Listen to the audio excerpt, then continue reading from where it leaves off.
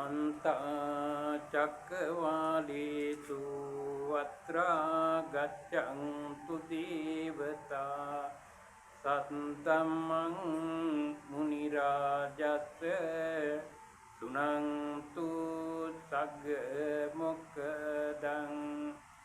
धम्मश्रवण कालो अयं भदन्ता धम्मश्रवण कालो अयं भदन्ता धम्मश्रवण कालो अयं भदन्ता नमो तस्स भगवतो अरहतो सम्मा संबुद्धस्स नमो तस्स भगवतो अरहतो सम्मा संबुद्धस्स नमो तस्स भगवतो अरहतो सम्मा संबुद्धस्स भावेति कुशले धम्मे आसेवति वड्डेति एतायाति भावनाति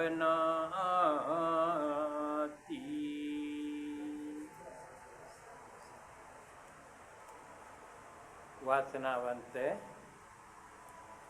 පින්වත් මව්වරුනි පියාණනි අද පොසොන් මාස පුර 15ක් පොහොය නිමිති කරගෙන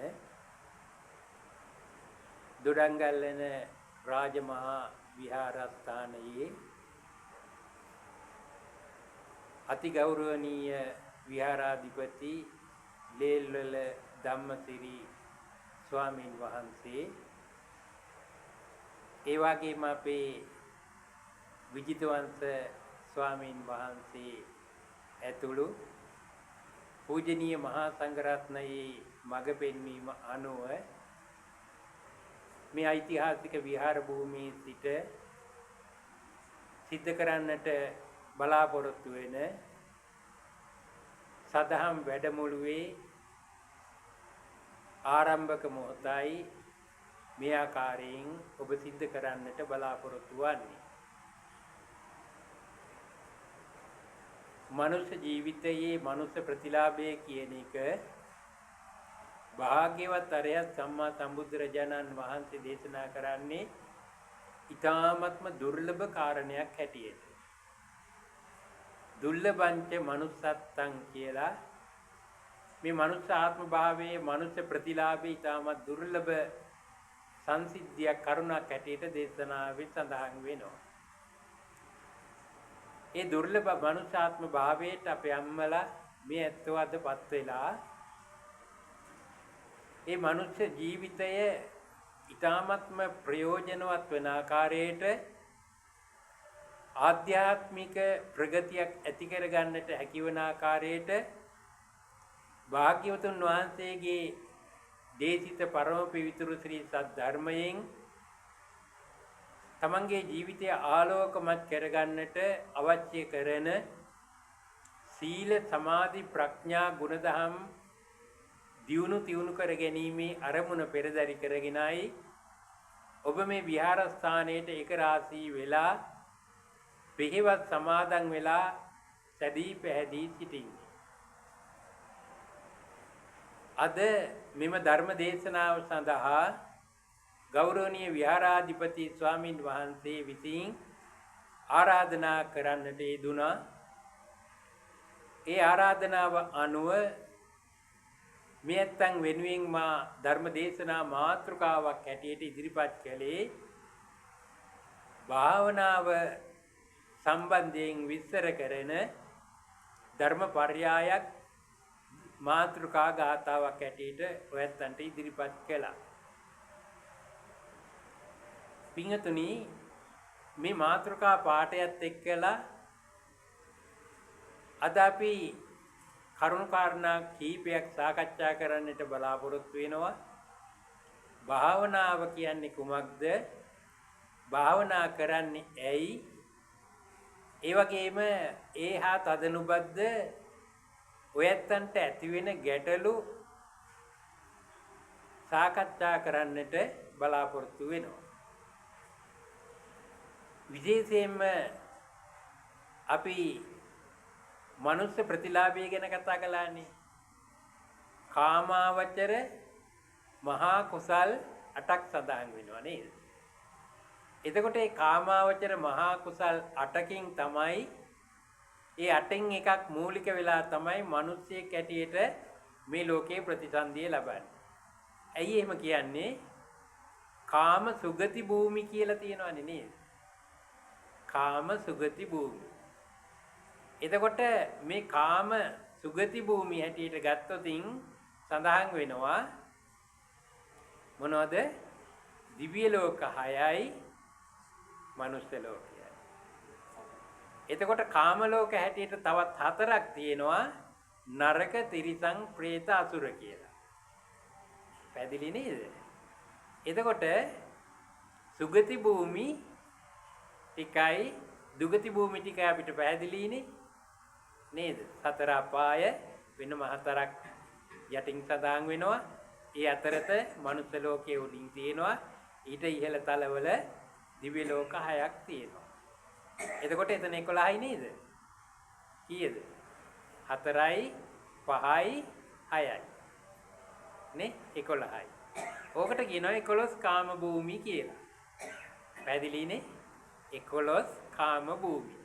ඒ කියන්නේ කාමාවචර කුසල් සිත් වලින් උපදින 7ක් තියෙනවා නේද? දිව්‍ය ලෝක 6යි මනුෂ්‍ය ලෝකයයි. එතකොට කාමාවචර අකුසල් වලින් උපදින 4ක් තියෙනවා.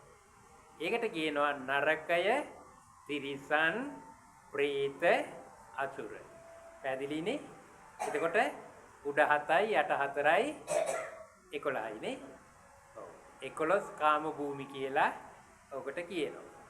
ඊට උඩින් තියෙනවා පින්තුනි රූපාවචර. රූපාවචර ඒවා බ්‍රහ්ම ලෝක. පැහැදිලිනේ? ඒවා බ්‍රහ්ම ලෝක. ඒවා තියෙනවා 16ක්. කීයක් තියෙනවද? 16ක්. ওই 16න් උඩම 5 තියෙනවා. ඒ උඩම 5 ඉන්නේ පින්තුනි මාර්ගඵලලාභී. මාර්ගඵලලාභී තමයි ඒ උඩම ඉන්නේ. අවිහය, අතප්පය, සුදස්සය, සුදස්සී, අකනිට්ඨක. ඒවට කියනවා මොකද්ද? පංච සුද්ධාවාස කියලා. පැහැදිලිනේ? ඔව්. එතකොට දැන් බලන්න පංච සුද්ධාවාස වල කවුද ඉන්නේ? ආර්ය උත්තමයෝ නේද? ආර්ය උත්තමයෝ තමයි පංච සුද්ධාවාස වල ඉන්නේ. එතකොට ඒ දැන් අපි මේ 16ක් කිව්වනේ. 16න් 5ක් නේ. එතකොට පංච සුද්ධාවාස කියන්නේ ආර්ය තැන් වල ඉන්නේ. එතකොට තව එතන 11ක් තියෙන්න එපාය නේද? ඒ 11 උප්පත්තිය ලබන්නේ ධාන වලින්. පැහැදිලි නේද? ධාන වලින්. ඒවට කියනවා රූපාවචර ධාන කියලා. පැහැදිලිනේ? රූපාවචර ධාන. එතකොට රූපාවචර ප්‍රථම ධානයේ ලෝක 3ක් තියෙනවා. පැහැදිලිනේ? රූපාවචර ප්‍රථම ධානයේ ලෝක 3ක් තියෙනවා. ဒုတိ ය ධානයේ ලෝක 3ක් තියෙනවා. තතිය ධානයේ ලෝක 3ක් තියෙනවා. එතකොට 9යි එතනනේ. මතක තියාගන්න ඕනේ. ප්‍රථම ධානයේ 3යි, ဒုတိ ය ධානයේ 3යි, තෘතිය ධානයේ 3යි. ඊළඟට එහෙනම් තෘතිය කියන්නේ 3නේ. චතුර්ථ ධානයේ ලෝක 2ක් තියෙනවා. චතුර්ථ ධානය කියන්නේ 4වෙනි ධානයේ දියුණු කරලා උපදින ලෝක 2ක් තියෙනවා.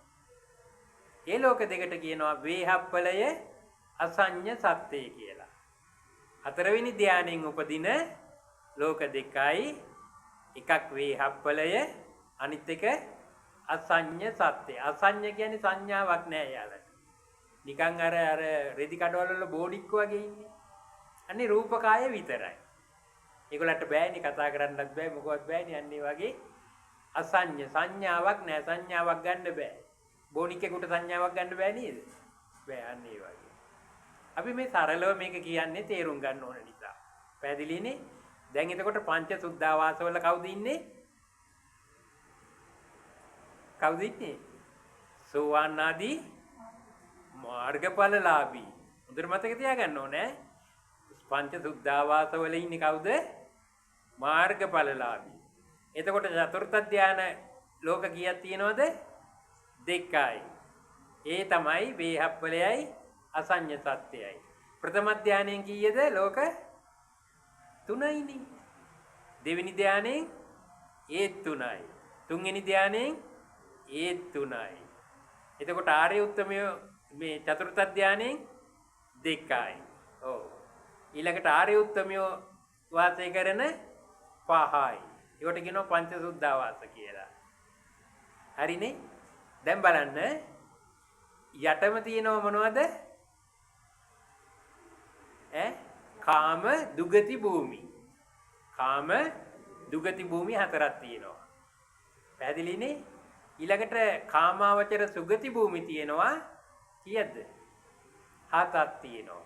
පැහැදිලිනේ? 4යි 7යි. ඊළඟට ප්‍රථම ධානයෙන් 3යි. දෙවෙනි ධානයෙන් 3යි. තුන්වෙනි ධානයෙන් 3යි. හතරවෙනි ධානයෙන් 2යි. පැහැදිලි නේද? ඔව්. ඊළඟට මේ පංච සුද්ධාවාස. මොකද්ද? පංච සුද්ධාවාස. එතන 5ක් තියෙනවා. ඊළඟට අරූපාවචර 4ක් තියෙනවා. පැහැදිලිනේ? ඔව්. අරූපාවචර 4 නම් මම නිකන් කියන්නම්. මතක තියාගන්න රූපාවචර 4ක් තියෙනවා කියලා. ආකාසානං ඡායතනේ, විඥානං ඡායතනේ, ආකින්චඤ්ඤායතනේ, නේව සංඥා නා සංඥායතනේ. අරූපාවචර 4යි. දැන් ලෝක ටික ගණන් කරමු අපි. අරූපාවචර කීයද? 4යි. පංචසුද්ධා වාසය කියන්නේ එතන 5යි. එතකොට 4යි 5යි 9යි. චතුර්ථ ධාන 2යි. 11යි. ඊළඟට තුන්වෙනි ධාන යෙන් උපදින 3යි. කීයද එතකොට? 11යි 3යි 14යි. දෙවෙනි ධානයෙන් 3යි. 14යි 3යි 17යි. ඊළඟට පළවෙනි ධානයෙන් 3යි 21යි. ඊළඟට කාම සුගති කාම භූමි 7යි 28යි. ඊළඟට කාම දුගති භූමි 4යි 28යි 4යි. කොහොමද 32ක් ආවේ? ඒක තමයි ගාන වදක තියාගත්තේ නෑ ඔයාලා. 31යි. ප්‍රතිසන්දි තල 31යි තියෙන්නේ. ඕවනම් බෑ. හරි? එතකොට සතර අපායයි, මනුස්ස ලෝකයයි, දිව්‍ය ලෝක 6යි, බ්‍රහ්ම ලෝක 16යි, අරූපාවචර ලෝක 4යි. පැහැදිලිනේ? ඔව්. එතකොට එනවද? කාමාවචර ලෝක 11යි. රූපාවචර 16යි. 11යි 16යි 27යි. 27යි. අරූපාවචර 4යි. 31 ආව නේද? ඒකනේ බලන්න. මතක තියෙන්න ඕනේ. නේද?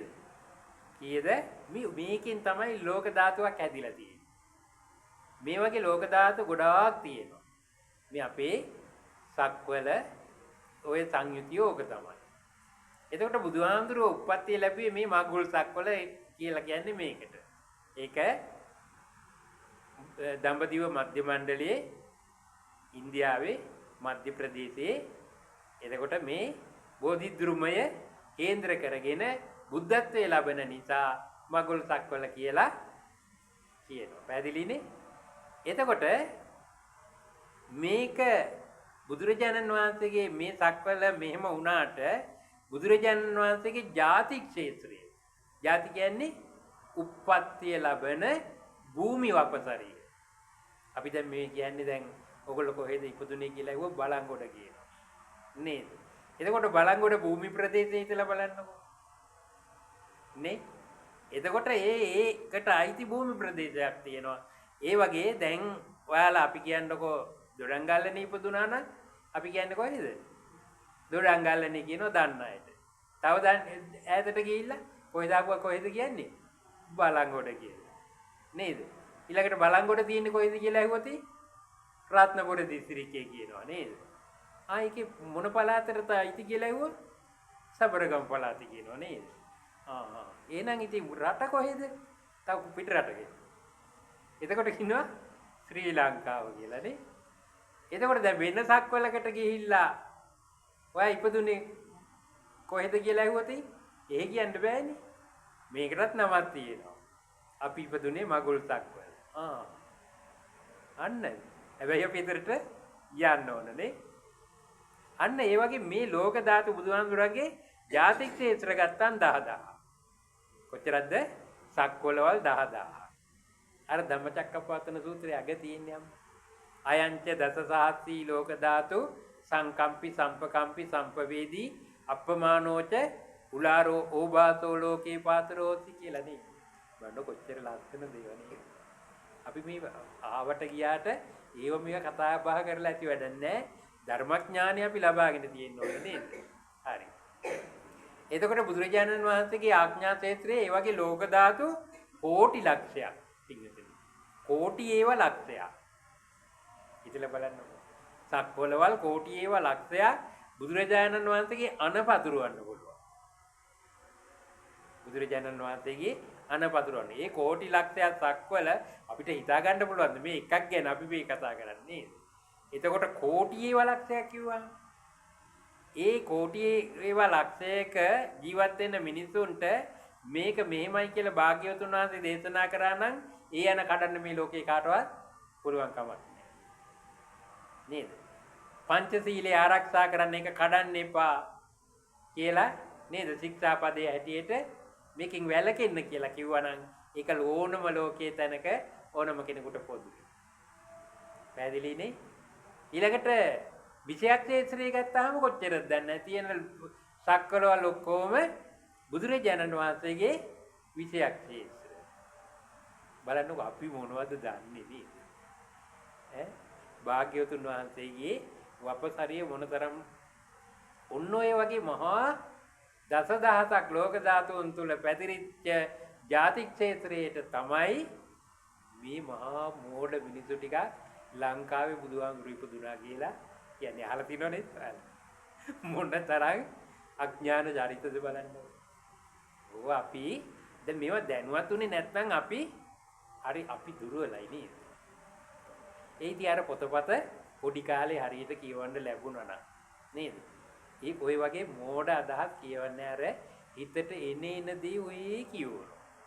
එහෙම ක්‍රමයක් නෙවෙයි. ධර්මයේ අතිශය ගැඹීරයි නේද? බුදුහාමුදුරු දේශනා කරන්නේ පඤ්ඤාවන්තස්සායන් ධම්මෝ න අයන් ධම්මෝ දුප්පඤ්ඤස්ස කියලා. මේ ධර්මයේ ප්‍රඥාවන්තයන්ටයි. දුෂ්ප්‍රඥ මෝඩයිට නෙවෙයි. එතකොට අපි මෝඩයිද නැද්ද කියලා කොහොමද දැනගන්නේ? අපි මෝඩයි නම් මේ කාමාවචර මහා කුසලයක ඉන්නේ මිනිස්සෙක් වෙන්නේ නේද? එතකොට අපි මෝඩ වෙන්න පුළුවන්ද? සෝමනස්ස සාගත ඥාන සම්පයුක්ත අසංකාරික කියන කුසල සිතක ඉන්නේ අපි ඉපදෙන්නේ. අපි ඉතින් මෝඩ වෙන්න පුළුවන් ධම්මා බෑ. අපි මේ හිතාගෙන ඉන්නවා මෝඩයි කියලා නේද? අපි මොකක් හරි ගාතාවක් පාඩම් කරොත් ඔක පාඩම් හිටින්නේ නැද්ද? නේද? දන් දුන්නොත් දන් දෙවෙන්නේ නැද්ද? සිල්පද ආරක්ෂා කරොත් සිල් රැකෙන්නේ නැද්ද? නේද? භාවනා කරොත් හිත අරමුණකට එන්නේ නැද්ද? ඉන්නවා. ඉතින් බලන්නකෝ මේ හැම සම්පතක්ම අපිට මනුස්ස ප්‍රතිලාභයේ හැටියට අර ප්‍රබල සිතකින් ලැබිලාද තියෙන්නේ නැද්ද? ලැබිලා තියෙන්නේ. අපි මොකද්ද කරන්නේ? අනී අපිට බෑ, හිරි වැටෙනවා, රිදෙනවා, කොන්ද රිදෙනවා. ඔය ලෙඩ දුක් ටිකට බාර දීදී ඔය නෝන්නෝ කොහේ හරි හේතු වෙලා ඉන්න තැන. එක්ක නිදා ගන්නවා. නේද? අර සාමාන්‍ය తాවකාලික සැපවලට ඒවා අපේ ජීවිතේ බාර දීලා. නේද? නෑ එහෙම නෑ. මට මොකද කොන්ද කෙලින් තියාගෙන ඉන්න බැරි. වීරියවත් වෙන්න ඕන නේද? ශ්‍රද්ධාව උපදවාගෙන වීරියවත් වෙන්න ඕන. මම අනුවණියෙක් නෙවෙයි. මම මහා කුසලයකින් ඉපදිලා තියෙන්නේ. මම මේ ඉපදිලා තියෙන උප්පත්තියෙන් හොඳ ප්‍රයෝජන ගන්න ඕන. මම කෙලින් ඉන්නවා. මට නිදිමත නැහැ. නේද? තීන මිද්දේ කියන්නේ මහා අකුසලයක් පවා. නේද?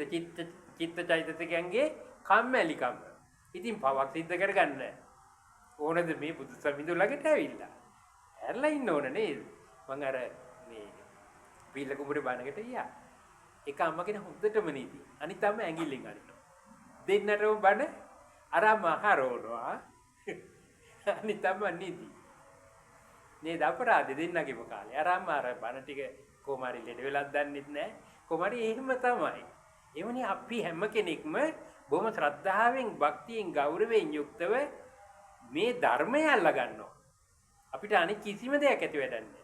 කොච්චර ධන සම්පත් හම්බ කරත් අපිට ඊව මේ මරණයත් එක්කලා හුස්ම ටික ගිය ගම ඔක්කොම අපි සන්තක නැහැ. අපේ ශරීරේවත් නැහැ. නේද? ඕකත් කුණුලා යනවා අයිතියක් කියන්න දෙයක් නැහැ. එතකොට ඒ නිසා අපි මොකද්ද කරන්න ඕන? අපි ධර්මය අල්ලා ගන්න ඕන. අන ධර්මය අල්ලාගත්ත කෙනා ධර්මයේ වඩනකොට එයාව ධර්මයෙන් පෝෂණය වෙනකොට එයාගේ ජීවිතය ඵලදායී වෙනවා නේද? බුදුරජාණන් වහන්සේ නේද? පාරමී ධර්ම පුරනකොට ඒ පිරුවේ නැත්තම් තාමත් අපිත් එක්කලානේ. තාමත් අපිත් එක්කලා. නේද? ඉතින් අපි අපේ ජීවිතයේ ප්‍රතිඵලය අපි නෙලා ගන්න ඕන. අපිට භාග්‍යවතුන් වහන්සේකට මාර්ගය පෙන්වා දීලා තියෙනවා. නේද? එතකොට මේ පෙන්වා දීපු ධර්ම මාර්ගයට අනුව ධර්ම ප්‍රතිපන්න වුණොත් මොකද්ද වෙන්නේ? අධර්ම ප්‍රතිපත්තියකට වැටෙනවද? කවදාවත් වැටෙන්නේ නැහැ. ඇයි? යාදිසං වපතේ බීජං තාදිසං හරතේ පලං. යම් බීජයක් වැපිරුවා නම් දැන් උඳු අපුරලා මුං ලැබේවා කියලා මුං ඇට ගැන ප්‍රාර්ථනා කරොත් හරියයිද? නෑ. නේද? ඒකින් වැපිරුවා නම් වැපිරු දෙයට අනුව තමයි ආස්සන්න ලැබෙන්නේ. එතකොට දැන් අපි මොනවා හරි පව් වැඩක් කරා කියන්නකො. ඒක ලැබලා නේ මම දන්නේ නැතුව මගේ අතින් වැරද්ද සිදු වුණා. ඕකම කියා හිටියොත් නිවන්න සැප ලැබෙයිද? සමාව ගත්තා කියලා. නෑ. පින් දහම් දියුණු කරන්න ඕන, කුසල් දහම් වඩන්න ඕන. ඕක නැතුව බවූත කියෝලා හිතලා නේද? එහෙම තේරුමක් එන්නේ නෑ. ඒ දෙක කරන්න ඕන.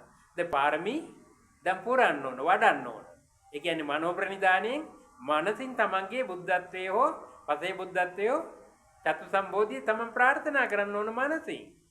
ඊළඟට වාක් ප්‍රනිදානයෙන් වචනයෙන් ඒ දේ ප්‍රාර්ථනා කරන්න ඕන, අපේක්ෂා කරන්න ඕන, බලාපොරොත්තු වෙන්න ඕන. ඊළඟට මහා ප්‍රනිදානය කියන්නේ කයින් ඒ දේවල් කරන්න ඕන. කයින් කරනකොට වචනේනොත් මනසිනුත් ඒ දේ සිද්ධ වෙනවනේ. බලන්නකො භාග්‍යවතුන් වහන්සේ සූවිසි අසංඛ්‍යක් නේද? මොකක්ද කළේ? පාරමී ධර්ම පුරා. නේද? එතකොට මොකක්ද කළේ? බුද්ධත්වයේ පිණිස නිශ්චිත ඉලක්කගත වෙලා තමන්ගේ සමස්තය අතහැරියා. නේද? සමස්තය අතහැරියා. එතකොට පැහැදිලි නේද අපි මොනවද අතහරින්නේ බලන්නකො. නේද?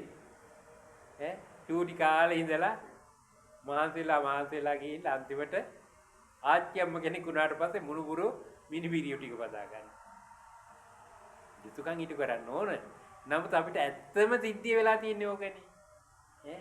හුස්මක් ගන්න වෙලාවක් නැහැ අපේ හැමරුවනේ කියලා නේද කියන්නේ. අපි බුද්ධිමත් වෙන්න ඕන. ඒ යුතුයකම් ඊට කරන ගම හැම මොහොතකදීම තමන්ගේ ජීවිතය ඉහළ තැනකට ගන්න උත්සාහවත් වෙන්න ඕන. ඉහළ තැනකට ගන්න වචනය පිරිසිදු කර ගන්න ඕන. වචනයෙන් කෙරෙන පව්කම් හතරක් තියෙනවනේ නේ. මුසාවාදයෙන් තොර වෙන්න ඕන. ඉතුනා වාචයෙන් තොර වෙන්න ඕන. පරුසා වාචයෙන් තොර වෙන්න ඕන. සම්ප්‍රලාපයෙන් තොර වෙන්න ඕන. ඔව්. මම ගොඩාක් වෙලාවට දැන් මගේ නිවෙකට නම් මම බලලා නැහැ. ඊළඟ වනමඩු එළිය ඉඳලා චුට්ටක් ආගෙන ඉන්නවා. බුදු අම්මේ වචනයෙන් කරගන්න පව් ටික. සම්ප්‍රලාප කෙලවරක් නැහැ. ඒක නෙවෙයි මේ මෙහෙමනේ කියලා පටන් ගන්නවා.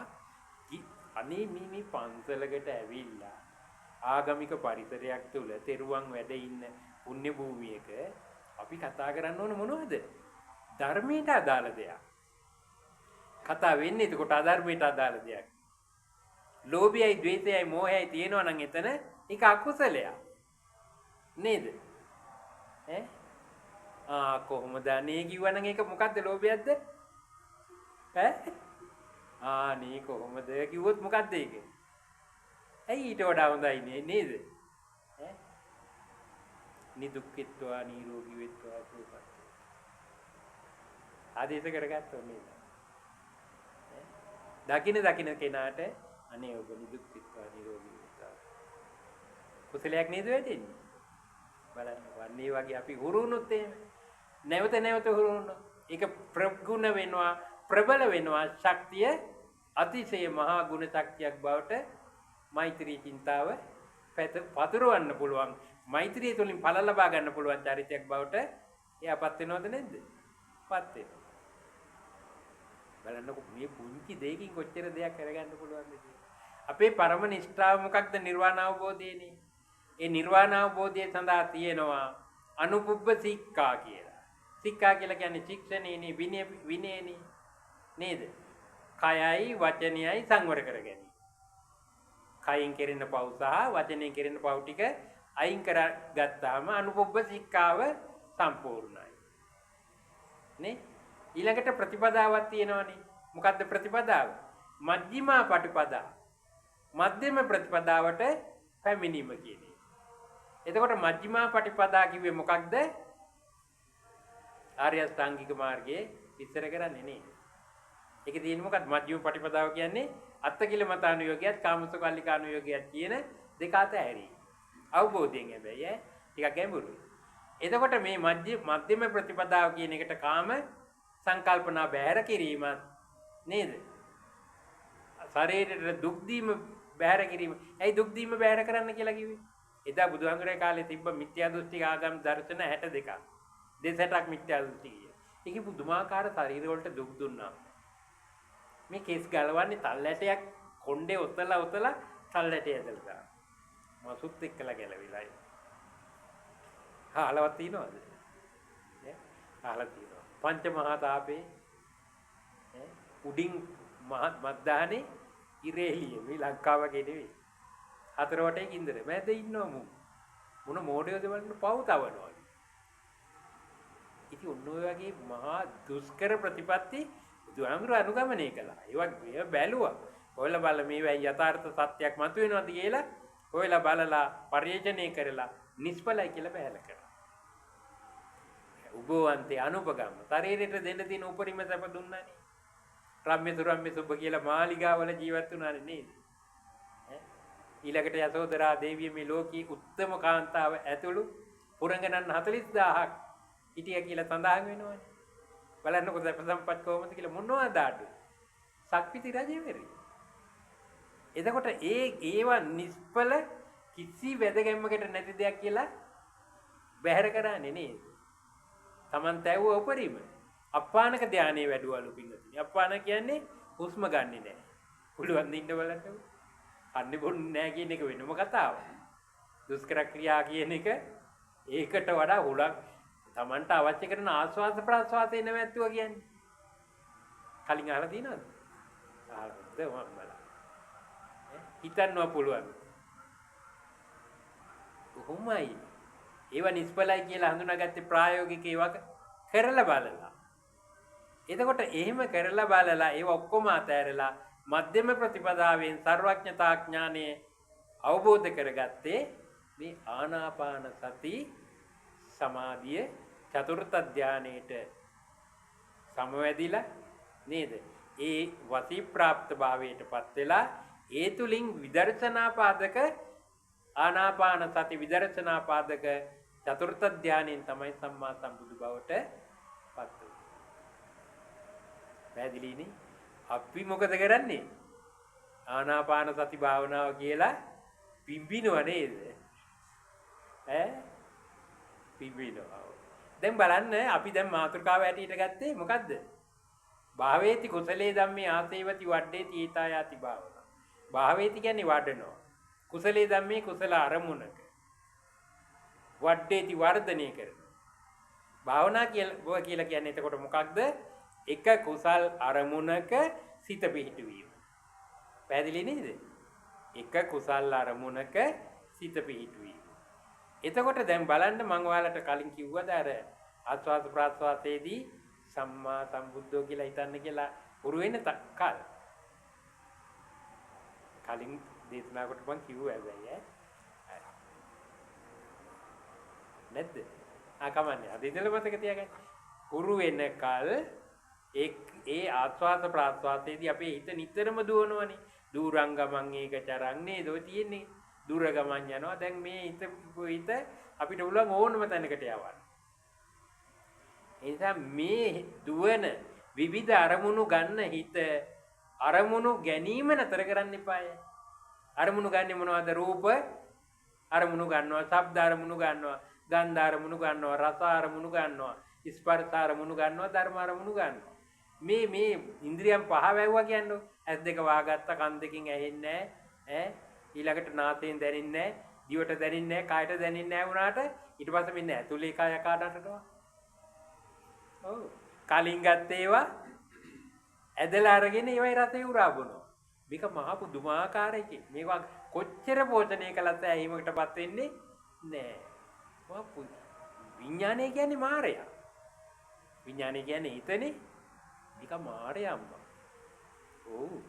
අපි මේ මායයට වහල් වෙලා මේ දේවල් ඔක්කොම ඔව් රූප දෙනවා, ශබ්ද දෙනවා, ගන්ධ දෙනවා, රස දෙනවා, ස්පර්ශ දෙනවා, අරමුණු දෙනවා, රහ නැහැ කියනවා. අද මෙහෙම කරමු. නේද? අපි දෙනවා. අරු කකා එක පෝෂණය වෙනවා. ගුණධාමින් පිරියෙනවා. අපිට අකුසල රැස් වෙනවා. අකුසලයේ කියන්නේ මේ සසර දීර්ඝ කරවන්නේ. කොච්චර අපි ඇත්තටම කියනවා නම් අපි මෝඩ නැද්ද? කොච්චර මෝඩයෝ ටිකක්ද බලන්න. ඔය මෝඩකම අපේ අම්මා නිදිද එහා පැත්තේ. දොයිය බබානේ. එතකොට අපි හොඳට ඉඳලා බලන්න. මේ භාවනාව කියලා කියන්නේ එතකොට අද ඔයාලා හොඳට දන්නවා. කුසල් අරමුණක හිත පිහිටුවීම. කුසල් අරමුණක සිත පිහිටුවීම තමයි භාවනාව කියන්නේ. පළවෙනි අරමුණට සමහරක් වෙලාවට ක්‍රියාත්මක වෙන්න පුළුවන්. දෙවෙනි එක වෙන කොයි හරි අරමුණක් තියෙන්න පුළුවන්. හරි මුලදී එහෙම තමයි. ආරම්භ කරාට එහෙමයි. දැන් ආස්වාදයක් ගන්නකොට හුස්මක් ගන්නකොට හුස්ම පිට කරනවා කියන එක කරා කියන්නකෝ. දෙවෙනි හුස්ම පිට කරනකොට සමහරක් වෙලාවට ගෙදර පොඩි එකා කාලා නැද්ද දන්නේ නේද? දුවනවා. එතකොට ආයෙ පටන් ගන්නවා. මම මේ භාවනා පිළිබඳවනේ. අන්න ආයෙ හිත රකින්න පටන්. මම ඒකට තමයි කිව්වේ හිත නිතරම වාචාලයක්නේ. හිත කියන්නේ අම්මු වාචාලයක්. ඌගේ වැඩේ කියවනවා. පිටට ඇහින්නේ නැහැ. හොඳට ආගෙන ඉන්නකෝ. මොන කරුමියක්ද මන් දන්නේ නැහැ. නේද? අර වැඩේ මේ වැඩේ ඉවරයක් නැහැ. නමුත් වචන පිට වුණ නැති වුණාට ඇතුලේ කියවනවා. ඒ කෙල්ලවරක් නැතුව කියවනවා. උන්නේ වාචාලය නවත්තන්න ඕන. නේද? ඒ වාචාලයට දෙන්න ඕන වාචාලකමට ඒක අරමුණක්. මොකක්ද අරමුණ? ඌ කියවන්නනේ කැමති. ඌට දෙනවා අපි බාර දෙනවා. හරි. ඔයා හොඳ කෙනෙක්. ඔයා මෙන්න මේ වැඩේ කරන්නකො. හුස්මක් ගන්නකොට ඔයා සම්මා කියන්නේ. පිට කරනකොට සම්බුද්ධෝ කියන්නේ. හැබැයි යාට ප්‍රශංසා කරන්න ඕනේ. යා වුනේ නේද? ප්‍රශංසා කළා කියනවා ඔයා කියවන්න කැමතිනේ. ඕකෙන් ඔයාට අනර්ථයක් වෙන්නේ. ආ වැඩක් වෙන්නේ. ඔයාට දුක් විඳින්න වෙන්නේ. ඔයා දුක් විඳින්න ඕන කෙනෙක් නෙවෙයිනේ. ඔයා එහෙනම් මේක අපි කරමු. ඔයාට අනිවාර්යෙන් සැප ලැබෙනවද නැද්ද බලන්න. කියලා යාව පුරුදු කරනවා ටික ටික. සම්මා ගන්නකොට සම්බුද්ධෝ පිට කරනවා. බලන්න කරා. එතකොට ආස්වාද ප්‍රාස්වාදයයි ඉතින් අර කියවන එක බුදුරජාණන් වහන්සේගේ ගුණයයි. පිළිවෙලයි නේ. එතකොට දැන් ඕක ওই ටිකක් වැඩි. හිත හුරුුණාට පස්සේ ඕක තේරෙනවා. අර දීගං වාස සන්තෝ දීගං අස්ස සාමීති පජානාති දීගං වාපස්ස සන්තෝ ලිස්ට් එකක් දිගටම ආකාර 16කින් කියන්නේ. ওই ටික තේරෙන්න පටන් ගන්නවා. මේක දිග හුස්මක්, මේක කෙටි හුස්මක්, මේක කෙටි හුස්ම ගැනීමක්, මේක කෙටි හුස්ම පිට කිරීමක්, ඔය ටික දැනෙන්න පටන් ගන්නවා. හරිනේ? ඊට පස්සේ දැන් ඒ දේ මෙව කරලා අර කියවන එකත් නතර කරලා හිත දිහා බලන්න පුළුවන් මට්ටමට එනවා. හිත දිහා හිතින් බලාගෙන ඉන්නයි තියෙන්නේ. මරචෝක් වැඩේ නේද? හිත දිහා හිතින් බලාගෙන. හිත දකින්න වෙන උපකරණයක් නැහැ. හිත දකින්න පුළුවන් හිතට විතරයි. අන්න හිත දිහා හිතින් බලන් ඉන්නකොට හොඳට පේනවා හිත කරන්නේ මොකක්ද කියලා. අකුසල අරමුණකට ගියා නම් හොඳට පේනවා. කුසල අරමුණකට ගියා නම් හොඳට පේනවා. හැබැයි අපි ওই භාවනාවේදී කුසල අරමුණ වලට යෑම නෙවෙයි කරන්නේ, එකම කුසල අරමුණක පිහිටුවීමයි. පැහැදිලිද මං කියපේ? කුසල අරමුණ ගොඩකට ගියොත් ඒක භාවනාවක් නෙවෙයි. පැහැදිලිනේ? එතකොට එතනදි වෙන්න ඕන එකම කුසල අරමුණක සිත පිහිටුවීම. එක අරමුණක. පැහැදිලිනේ? දැන් ඒක අමතක වෙලා ගියා නම් නැවත එතනට එන්න ඕන. ඊළඟ සැරේ දෙකක් කරන්න පුළුවන් වෙයි. දෙකිනුත් කැඩිලා දුවයි. හරි ආයෙ තේරුම් ගන්නවා. හරි මගේ හිත ගියා. ඊළඟට ආයෙ අදිෂ්ඨානෙන් මෙහෙම කොහෙද මට මේකෙන් සතර දික් වෙනවා කියලා පොඩ්ඩක් තර්ජනයක් දාලා ඔයා හොඳයි ඔයාට පුළුවන්. ඔකට කියනවා නිග්‍රහ පග්‍රහ ක්‍රියාවලිය. වැරද්දක් කරනකොට නිග්‍රහ කරනවා. පග්‍රහ කියලා කියන්නේ ප්‍රශංසා කිරීම. නිග්‍රහ පග්‍රහ ක්‍රියාවලියෙන් අම්ම පොතපත කියවනවා හොඳටනේ. එතකොට ඒ ක්‍රියාවලිය නිසා යාගේ సంతాනික ඒකාග්‍රතාවය ඇති වෙනවා. පැහැදිලිනේ? තමන්ගේ සිතේ එකඟ බව වැඩෙන්නට පටන් ගන්නවා. අන්න තුනක් කරාට පස්සේ තමන් එක කරාට වඩා දියුණුයිද? දියුණුයි. දෙකක් කරාට වඩා දියුණුයිද? දියුණුයි. දැන් යා දියුණු නැද්ද? දියුණුයි. දැන් තුනක් පුළුවන්. හරි? ඊළඟට හතරවෙනි එකට යනවා. අන්න අනුපුබ්බේන මේදාවි. අනුපූර්ව ක්‍රමික පියවරින් පියවරයා ඉදිරියට ගමන් කරන ආකාරය. එයාට මොනවද එතකොට ලැබෙන්නේ? අර දුවපු හිත එක අරමුණක තියාගන්න පුළුවන් වෙනවා. එතකොට ඒ හිත එක අරමුණක තිබ්බාම ඔය දුවන්න හරි කෙමිකල් කියන්නේ මොළයේ රසායනික දැවැන්ත පරිවර්ති ක්‍රියාවලියක් සිද්ධ වෙන්න ඕන. රසායනික කොටස් එකිනෙක ලොකු ක්‍රියාකාරීත්වය. ওই ක්‍රියාකාරීත්වයට ලොකු ශක්තියක් වැය වෙනවා. එතකොට ඔය ශක්තිය වැය වෙන එක නතර කරොත් මොකද වෙන්නේ? ශරීරේ හරි ලස්සනයි. නේද? නිරෝගී වෙනවා. ලෙඩ වෙන්නේ නැහැ. භාවනා එක කුසල අරමුණක් සිත පිහිටවන්න පටන් ගත්ත ගමන් එයා නිරෝගී වෙනවා. ඒව අපි ප්‍රාර්ථනා කරන්න හොඳ නැහැ. නිරෝගී වෙනවා. ඒ වගේම එයාගේ ශරීරේ නිරෝගී වෙනවා විතරක් නෙවෙයි එයාගේ වර්ණයේ රූපේ පවා වෙනස් වෙනවා. පැහැදිලිද මං කියුවේ? බලන්නකො භාවනා කරපුවා උදේට අසුර ගන්න පුළුවන්. කරන අය හරි නිවිලා සාන්තයි, නිරෝගී ගොඩක් දේවල් ලබනවා. අපි මේ ලෞකික දේවල් බලාපොරොත්තු වෙන්නේ නෙවෙයි. නමුත් ඒ ප්‍රතිලාභය ලැබෙනවා. අපේ ඉලක්කයේ පරමාර්ථයේ නිෂ්ඨාව මොකක්ද? උතුම් නිර්වාණ ධාතුව පිනිස උත්සාහවත් වීම. ඒකට තියෙන්න ඕන සීල සමාධි ප්‍රඥා ක්‍රමවේදය. හරි? ගියත් හැටියට වටලට තියෙන්නේ දාන සීල භාවනා පිළිවෙත. දන් දීම, සීලේ රැකීම, භාවනා කිරීම. භාවනා කිරීම කිව්වම මාර්ගයේ තියෙන අර සීල සමාධි ප්‍රඥා ක්‍රියාකාරීත්වයත් එතන තියෙනවා. පැහැදිලිනේ? එතකොට ඔය කියන ධර්මය පිළිබඳව සමීකරණය න්‍යායාත්මක ඔකට ෆෝමියුලා කියලා. ඒ සමීකරණය තුල අපේ ජීවිතය හරි සංවර්ධනය වීමක් දකින්න පුළුවන්කම තියෙනවා. ඇයි එක අරමුණක කියන්න බැරි වෙච්ච හිත අර එකම අරමුණේ දැන් දෙපාරක් තිබ්බනම්, තුන් පාරක්, හතර පාරක්, 10 පාරක්, 100 පාරක්, 10 වාරයක් තිබ්බනම් නේද? කොච්චර අපේ මේ කාලේ තප්පරය නෙවෙයි. ඒ විදිහට අපිට ටිකෙන් ටික දියුණු වෙන්න පුළුවන්කමක් තිබුණා නම් අපේ අම්මලට හරි පැහැදිලිව තමන්ගේ මගේ වෙනස මට දකින්න පුළුවන්. ඒකටයි වෙර දරන්න. ඔය අනිත් හැම දෙයක්ම නිස්පලයි. පැහැදිලි නේද? හැම දෙයක්ම නිස්පලයි. නිස්පලයි කියලා එකට තරහ වෙන්න නෙවෙයි. මේ දේවල් කරන්න. දැන් භාවනා කරන කෙනා අම්මලා මේ කොයි වෙලාවකවත් එයා සමාජයට අනර්ථයක් අහිතක් නැහැනේ. යා තමන්ගේ යුතුයකම් කොට හොඳට කරනවා. දරුවන් ගැන හොයලා බලනවා, මිනිබුරු මිනිබිරියන් ගැන හොයලා බලනවා. හොඳට අනලස්ව කරන්න තියෙන දේ නොපිරියලා ඉෂ්ට කරනවා. කම්මැලි නෑ, උදාසීන නෑ, ඕලාරික නෑ. එයා හොඳ කාර්යක්ෂම චරිතයක් වෙනවා. මේ නිකම් පැත්තකට වෙලා නේද? බුම්මගෙන ඉන්න චරිතයක් නෙවෙයි. කාර්යක්ෂම චරිතයක්. හරි. දැන් එහෙනම් අපිට පැහැදිලි මේ ධර්මයේ තියෙන්නේ පුජ්‍යලයාගේ සංවර්ධනයට මිස පරිහානියට නෙවෙයි. පුජ්‍යලයාගේ සංවර්ධනයට මිස පරිහානියට නෙවෙයි. ඒක භෞතිකවත් කෙනෙක් සංවර්ධනය වෙනවා, ආධ්‍යාත්මිකවත් සංවර්ධනය වෙනවා. ආධ්‍යාත්මය කියලා කියන්නේ මොකද්ද? ඔව් ඒ කියන්නේ තමන්ගේ දියුණු වීම කිව්වම ඔකේ භෞතික සංවර්ධනය කිව්වම බාහිර සම්පත්. ආධ්‍යාත්මික කියන්නේ තමන්ගේ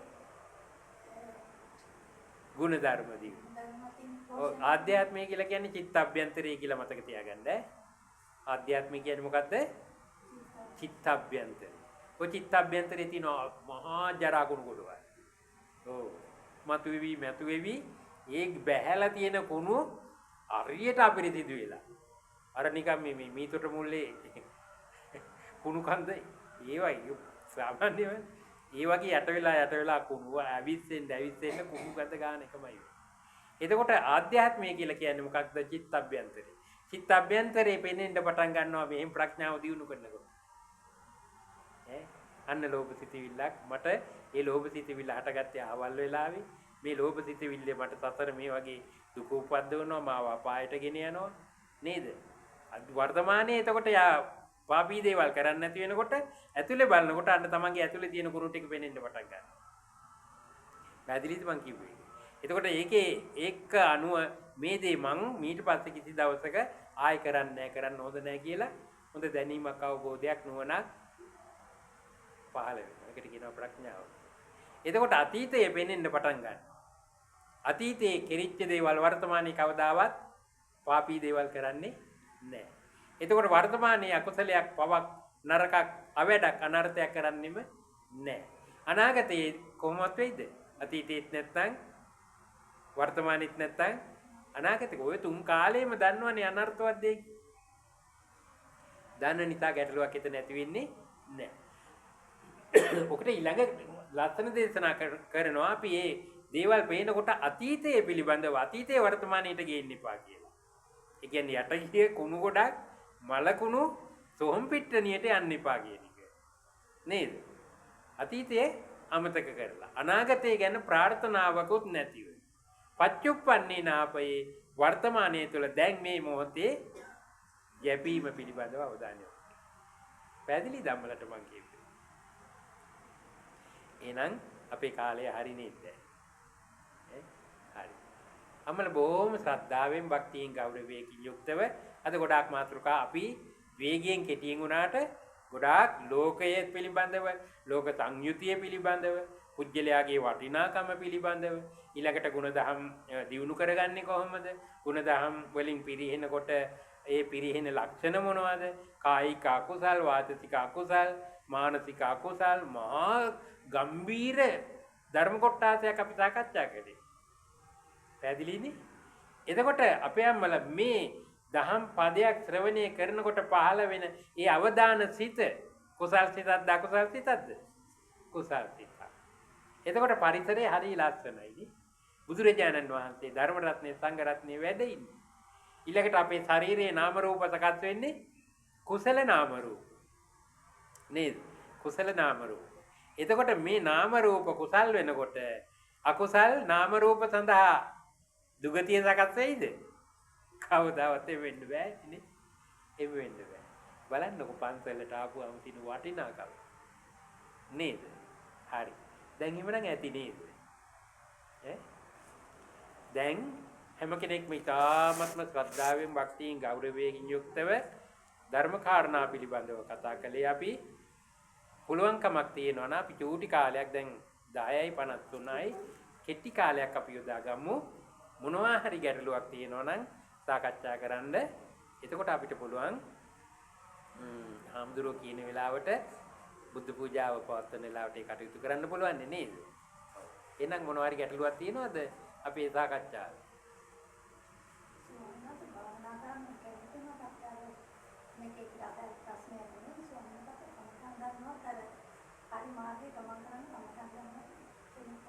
මග පෙන්වන්නේ නැහැ කියන්නේ. ඔව්. පුළුවන්. ඔව්. ඒ මාර්ගයෙන් හැදෙන්න පුළුවන් නම් ඉතින් ඉදිරියට යන්න අපිට ඇත්තටම මග පෙන්වන්න පුළුවන්. අපේ අම්මලා චුට්ටක්වත් මෙව වෙන්න එපා. මම මගේ අංකය දෙන්නම්. දුරකථන අංකය ඕන වෙලාවක කතා කරන්න. මේ භාවනා උපදේශයක් ගන්නයි අපේ අඳුරන්නේ කතා කරන්න කියලා. එහෙම ගන්න. මම අවශ්‍ය කරන මග පෙන්වීම මම ගොඩක් වැඩ කරන නිසා චුට්ටක් මේ අවිවේකී වෙන්නත් පුළුවන්. මගේ අංකය ලියා ගන්න ඕන වෙලාවක කතා කරන්න.